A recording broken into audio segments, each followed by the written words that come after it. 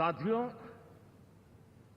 अरुणाचल में हमने लगातार हमारी सरकार बनती रही है और भारी समर्थन से बनती है। सिक्किम में भी हमारे एनडीए की सरकार करीब करीब क्लीन स्वीप के साथ, अरुणाचल क्लीन स्वीप। आंध्र, मैं अबू बाबू को पूछ रहा था, बोले हिस्टोरिकली ये सबसे हाईएस्ट विक्ट्री है।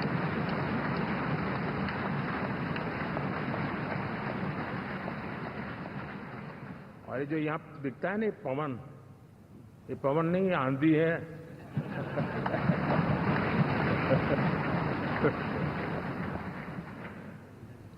आंध्र ने इतना बड़ा हमारे प्रति जनमत दिया है। हिंदुस्तान के लिए एक सामान्य मानवीय की विकास की जो जिजीविषा है, उसका प्रतिबिंब है। और महाप्रभु जगन्नाथ,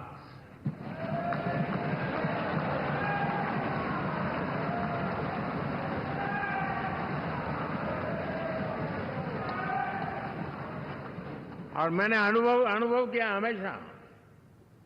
मैं हमेशा मानता हूं ईश्वर के अनेक रूप होते हैं, लेकिन जब मैं भगवान महाप्रभु जगन्नाथ जी को याद करता हूं तो मैं हमेशा मानता हूं ये गरीबों के देवता है।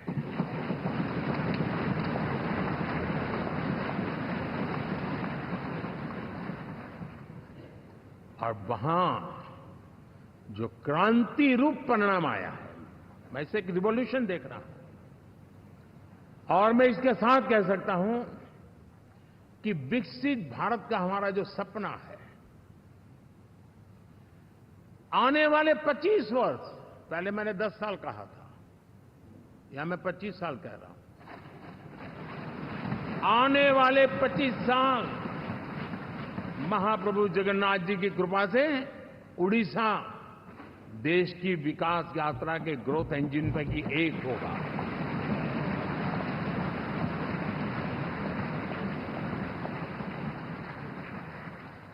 साथियों, हम लोग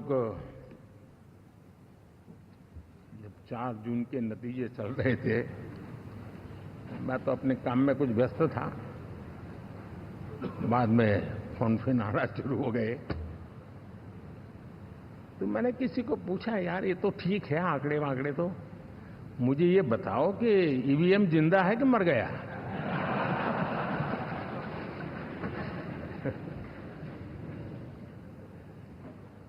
क्योंकि